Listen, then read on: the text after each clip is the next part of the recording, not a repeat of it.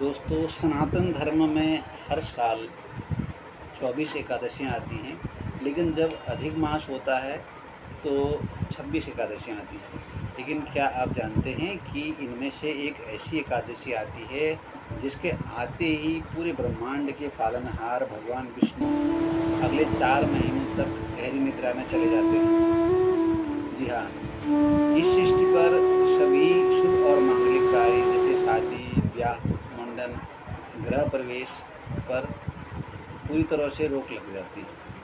लेकिन सोचने वाली बात ये है कि आखिर ब्रह्मांड के स्वामी को सोने हे की आवश्यकता महाराज, क्यों पड़ी? द्रोण में भयंकर सूखा और पड़ा इससे है। भी बड़ा रहस्य हमारी ये रक्षा है करें, कि वरना ऐसे हम सब प्रतापी भूखे मर राजा जाएंगे।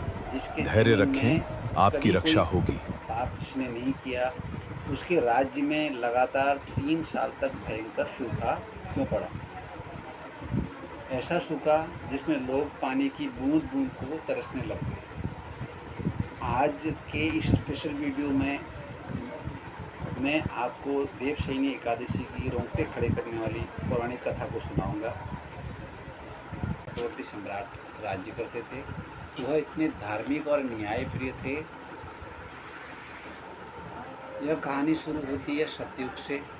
सतयुग के समय धरती पर राजा मंधाता नाम के एक चक्रवर्ती सम्राट थे। वह इतने धार्मिक और न्यायप्रिय थे कि अपनी प्रजा को संतान की तरह पालते थे और राज्य में चारों तरफ खुशहाली थी। लेकिन अचानक दैवीय विधान के कारण राज्य पर एक बहुत बड़ी विपत्ति आ गई, जिससे लगातार 3 वर्ष तक राज्य में एक भी बूंद बारिश की नहीं पड़ी, जिससे नदियाँ, तालाब, कुएं सब सूख गए। चारों तरफ अकाल पड़ गया। भूख से तड़पती हुई प्रजा राजा के महल पे आके द्वार के पास आके रोने लगी और बोली, हे राजा, शास्त्र में लिखा है हे कि महाराज, राजा के द्रोण में पापों के भयंकर कारण सूखा पड़ा है। ऐसा अकाल हमारी पड़ता रक्षा है करें, वरना हम सब भूखे मर और हे जाएंगे। राजन, हमारी रक्षा धैर्य कीजिए। रखें, आपकी रक्षा प्रजा की यह होगी। बात सुनकर राजा मांधाता का दिल दहल गया। उसने खुद से कहा कि मैंने अपने जीवन में कभी किसी का बुरा भी नहीं सोचा, और फिर मेरी यह प्रजा क्यों कष्ट भुगत रही है? और इसी रहस्य का जवाब खोजने के लिए राजा अपनी सेना को छोड़कर अकेले ही घने जंगलों की ओर निकल पड़े। जंगल में भटकते हुए राजा ब्रह्मा जी के मानस पुत्र महर्षि अंगिरा के आश्रम में पहुँचे। ही इस राजा ब्रह्मांड का ने आधार ऋषि है। के चरणों में गिरकर अपनी व्यथा सुनाई। ध्यांत मन में ही, शांत महर्षि मन में ही अंगिरा ने ईश्वर अपनी का आंखें वास बंद होता की है। और ध्यान लगाकर बोले, राजन, यह सतयुग है। यहाँ नियम बहुत कड़े हैं। तुम्हारे राज्य में एक व्यक्ति नियमों के खिलाफ जाकर चोरी छिपे कठिन तपस्या कर रहा है।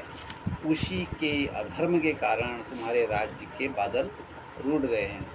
यदि तुम उसका वध कर दोगे तो सूखा खत्म हो जाएगा।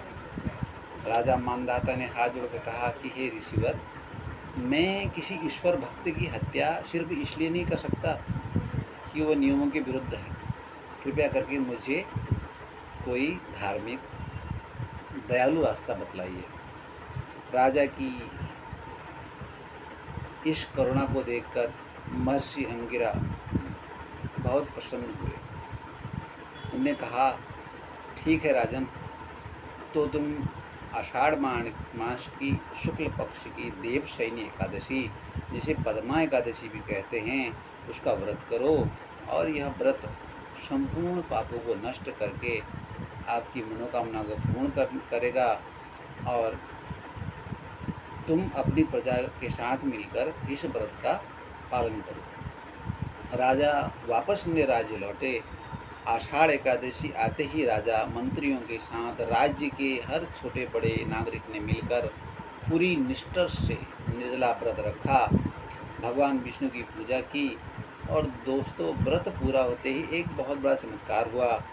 आसमान में काले बादल छा गए और ऐसी मूसलाधार बारिश हुई कि पूरा राज्य धन, धान्य और खुशहाली से भर गया। और मित्रों, इस पौराणिक कथा में एक विशेष रहस्य, आपको कभी विचार आया है कि भगवान विष्णु 4 माह के लिए सोने के लिए क्यों जाते हैं?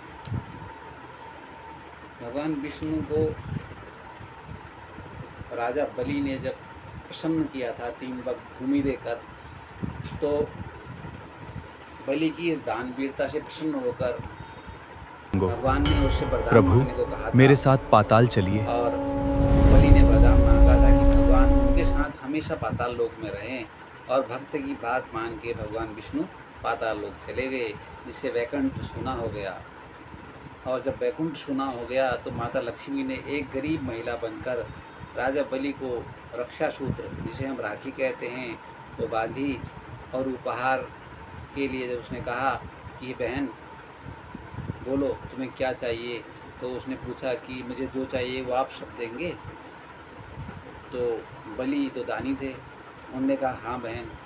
तो उसने अपने पति विष्णु चाहिए। अपने पति विष्णु को वापस मांग लिया, और भगवान विष्णु ने अपने भक्त बलि को भी निराश नहीं किया। उन्होंने वचन दिया कि वो हर साल आषाढ़ शुक्ल की एकादशी से कार्तिक शुक्ल की एकादशी हे बलि, तक 4 महीने हर वर्ष आषाढ़ शुक्ल पक्ष से 4 मास तक मैं पाताल में निवास करूंगा। सोना या योग निद्रा कहा गया है।